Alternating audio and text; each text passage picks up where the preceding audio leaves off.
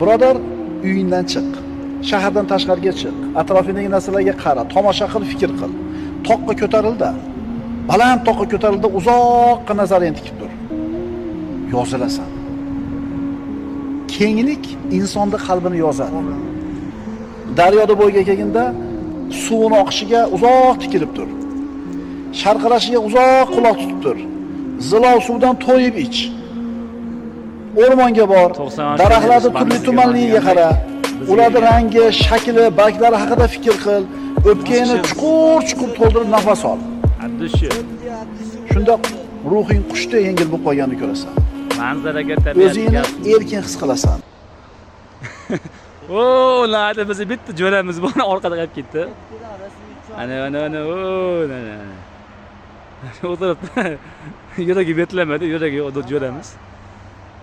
İşte O'zbekiston.